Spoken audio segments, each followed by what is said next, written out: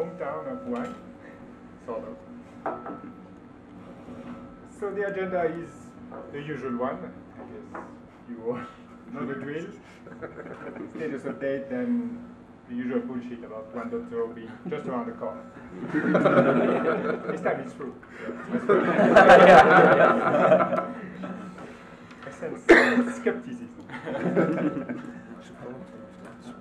So the usual graph, lines of code. I like to do that to reassure myself that we're still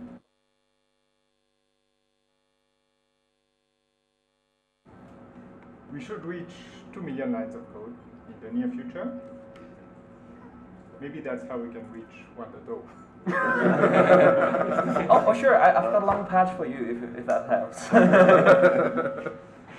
But that's a trick. If the patch is too big, it's not going to get in. Well, I can split that in like 10 patches if you like. Maybe you can give a prize to the commit that reaches 2 million lines, like they do in instruction parks, 1 millionth visitor. Still, it seems that Vista has 50 million lines of code, so we still have some ways to go.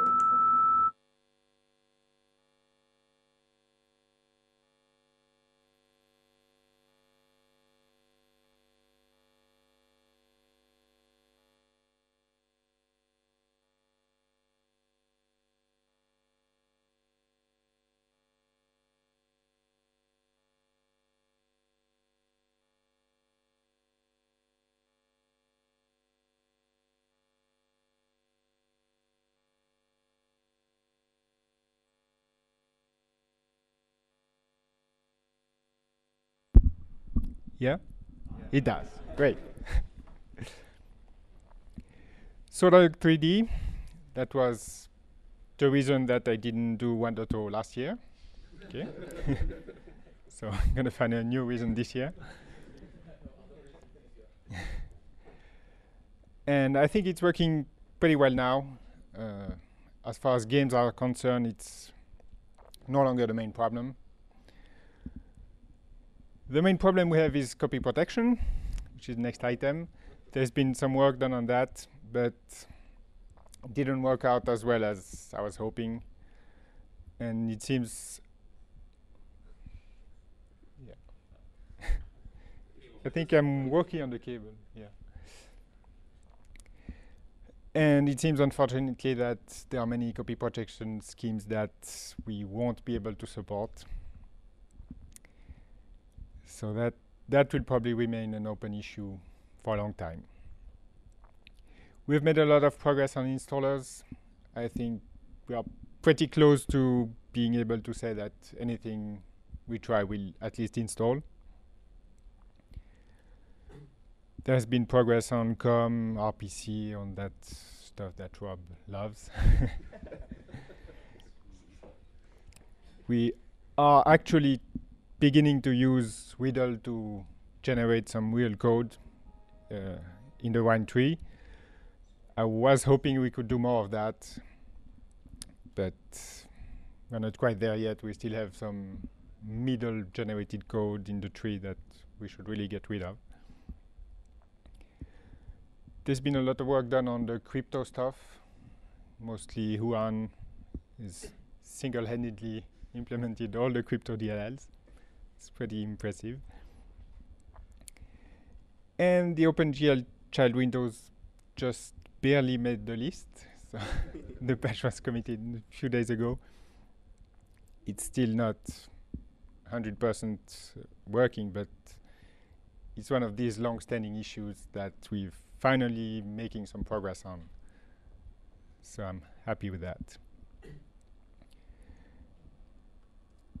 Some more accomplishments. Also, the window management has been a long-standing issue, and I think it's finally unblocked in the sense that we can now make progress, even if there are still some problems and some new problems. But I think we see the end of the tunnel, essentially. And there's been progress on the sound, which had been a long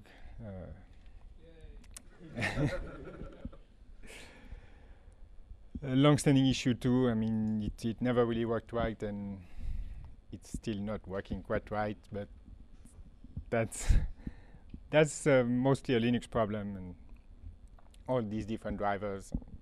It's really hard to make it work fine. Hopefully, we will be able to default to ALSA sound support in the near future, so that we'll have a different range of bugs by default.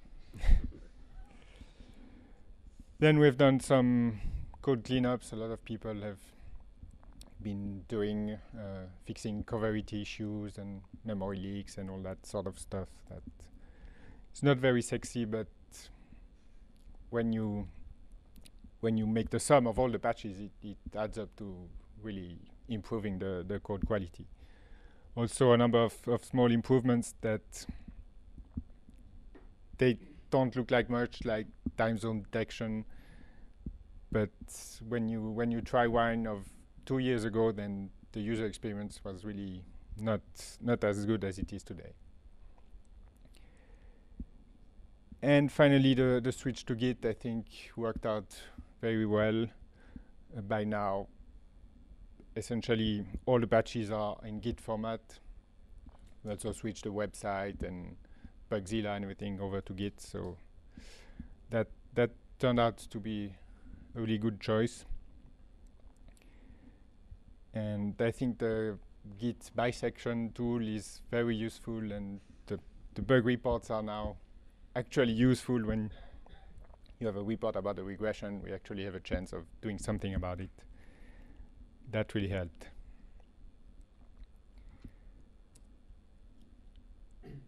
So to show the power of Git, I updated the commits per month graph.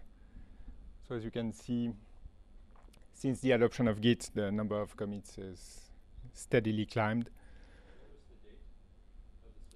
It was 2 years ago, so around, I don't know, August 05.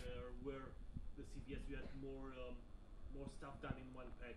Yeah, there, because as you saw, number of lines is essentially not growing faster, but the number of commits is, so that means commits are smaller, and it's useful for regression, for stuff like that. It's helpful for me to review smaller patches. So I think really everybody has got the idea that the patches have to be small, and that's great. And as you can see, we are now reaching 800 commits per month. So since there are usually no commits on weekends, that's 40 commits per day. That's not bad.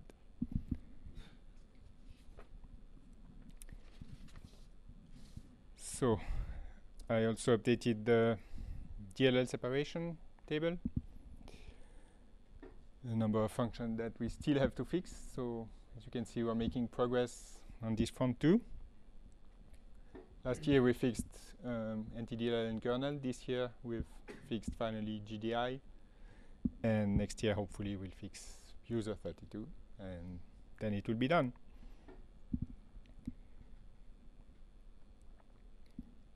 That's at this point it's really no longer an issue. I'm just showing that to show that we are making progress, but I don't think DLL separation is an issue anymore. I wanted to update you a bit on the work we've been doing with the Software Freedom Law Center. As you may know, they are our lawyers. They are doing, well, they should be doing all the legal work that we need them to do. Working with them has been very slow, unfortunately. It's I mean, they are really good guys. They really know what they're doing, but they have lots of other projects, and I don't think we are really a priority for them. Yeah, as an example, just one of many, there was a legal question that came up 10 days ago or so, and I immediately shot an email off to James and Matt, and I forwarded every response I got. Yeah. You have to yell again and again and again and be a real jerk to Yeah, it's really difficult. We try to do weekly calls, and after a few weeks, the calls just stop happening, and we don't know why. And it's really hard to get in touch with them and to get something done. Still, we have been working on several fronts.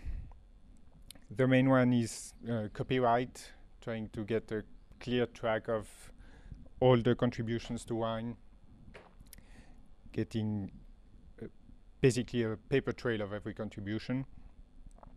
In order to do that, we've been building, well, Newman has been building a website that we've been hoping to make public for the past, 6 months or so.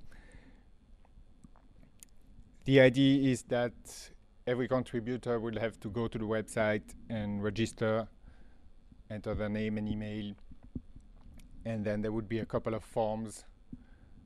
There is a form where you assert that your patches are released under LGPL and can be distributed as part of Wine, and a couple of questions like whether you have disassembled Windows code or signed an NDA with Microsoft, stuff like that.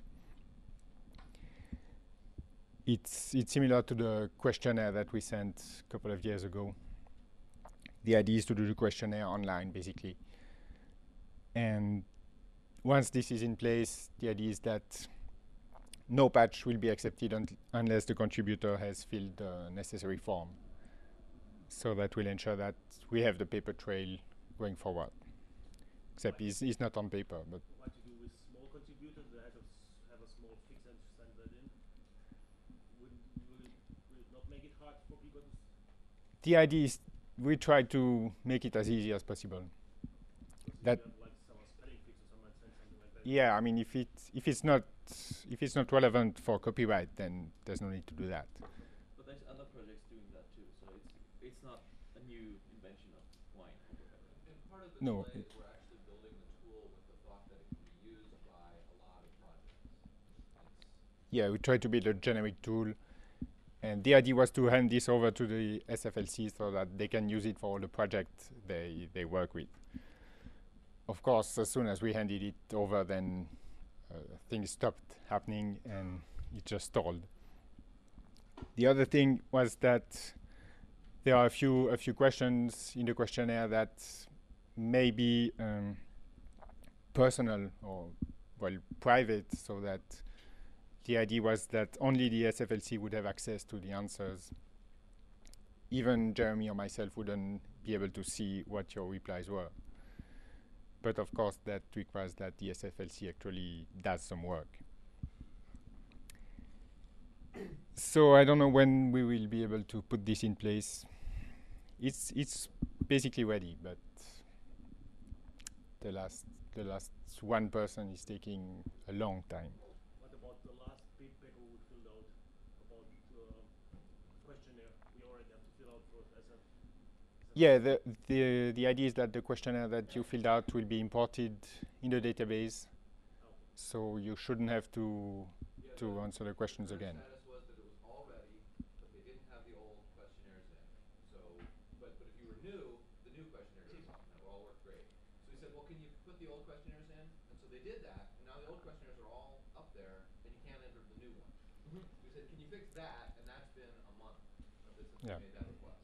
And that's the last blocker. That's it. And then we're ready to at least put it out as a proof of concept. Yeah, because the next step is we want to take it live and have you try it and say if you think it's acceptable. Because we don't know. We've tried to keep it simple, but it may not be that simple. Still, yeah, the idea is that we kept it simple so that everybody will really have to do that. That's the only way we can ensure that going forward that we have all the copyright information that the SFLC thinks is important to have. Another thing we've been doing with them is filing a trademark for Wine. So this is done. They have filed the paperwork.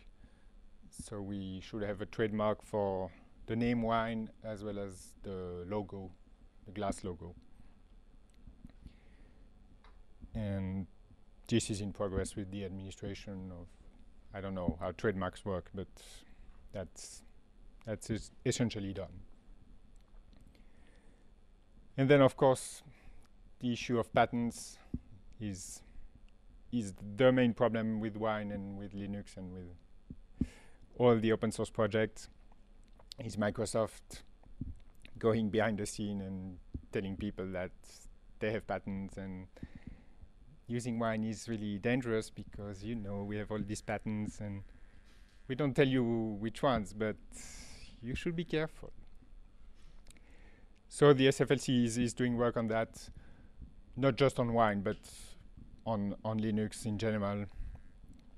They are reviewing patents, and they will try to invalidate most of them if they can. But again, this is going to take a lot of time because you have to file an appeal with the patent office, and they have to review the patent, and I don't know.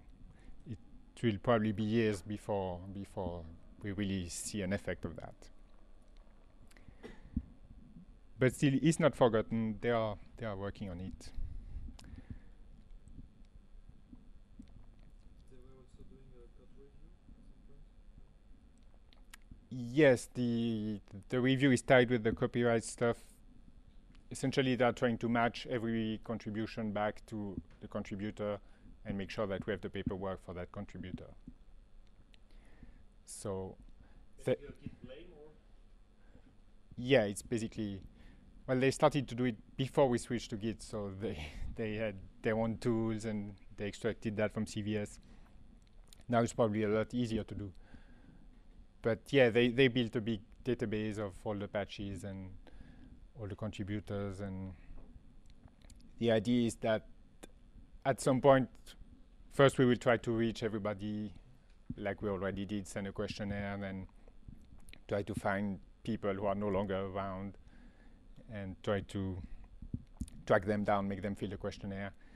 And in the end, it may be that there is some code that we cannot find the author, and then we'll most likely have to remove that code and rewrite it. The hope is that this will be a really small part of Wine.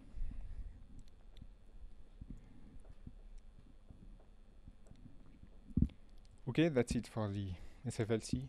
Other questions on that topic? So we'll just keep waiting until something happens. So release 1.0. I'm really starting to be out of excuses for not doing it. Protection, Alexander. If there's Yeah, soluble problems there, that is what you need. it's not so much. It's not that interesting, so it's not a good excuse. No, I thought that we could try to work a bit on the bug database, so that's a good excuse. Right now we have about 3,000 bugs, and clearly that's completely unmanageable. So I think we need to sort the bugs somehow and build a list of the ones that we think are important for 1.0, so that we can actually have a target and have, I don't know how we will do that in Bugzilla, but have a query that we can run and see how many bugs remain, and once there are few enough bugs that we think have to be fixed, then we can do a code freeze and accept only patches that fix one of the bugs that are in the list. So maybe we should do a session about Bugzilla. I don't know if there are people here who are interested in managing that. Decide how we can do that, if it's priorities. We have a 1.0 meta bug that's completely useless at the moment, whether we should use that or some other mechanism in Bugzilla. I don't know, but I think it's worked pretty impressively for the past 2 years.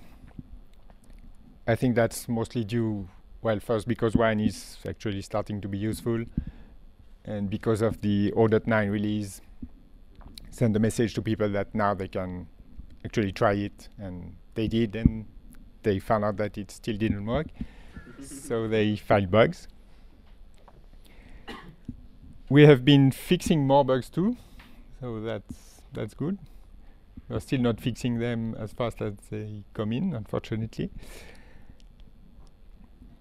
This only shows the ones that have been fixed, so there are a lot more bugs that have been closed because they are duplicates or invalid, or I don't know, because they pasted a log instead of attaching it, or some other major crime like that.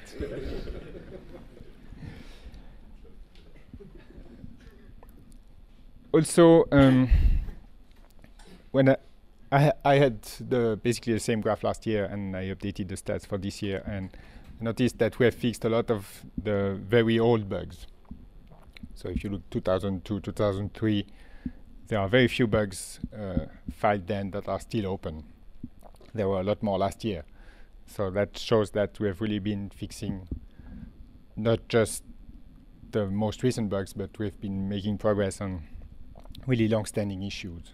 And that's very encouraging.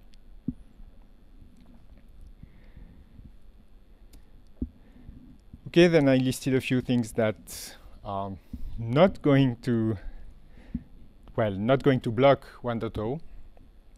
They can be in 1.0 if you want them in 1.0, you have to really start pushing for them and working on them. So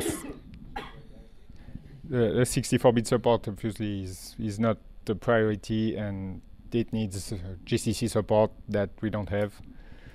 So it's not going to happen in the near future.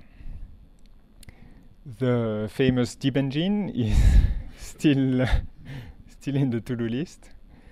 It was probably in the to-do list 10 years ago when I did the first presentation. There was a Summer of Code project which didn't quite work.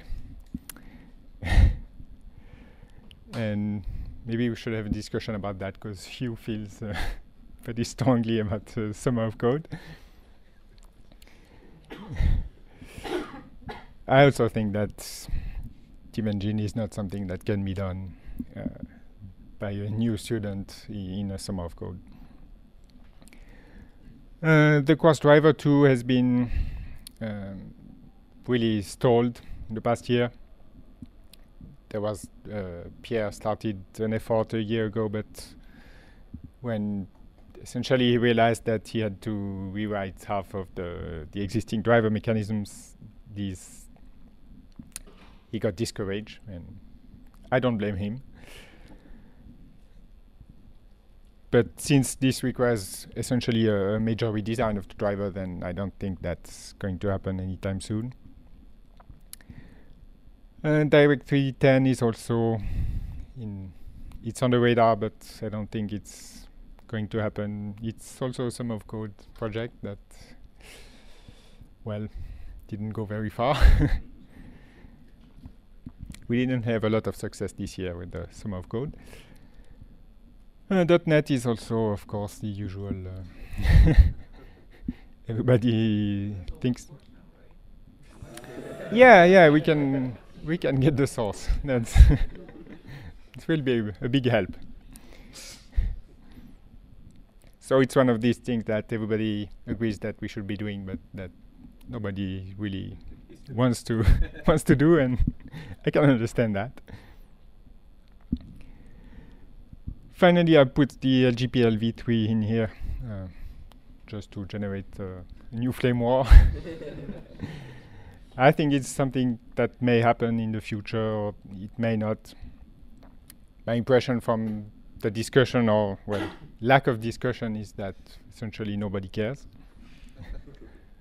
I don't know. Should we slate a discussion for that? Yeah, I Well, wouldn't mind. How many people feel strongly about GPLv3? 1. 2. Okay.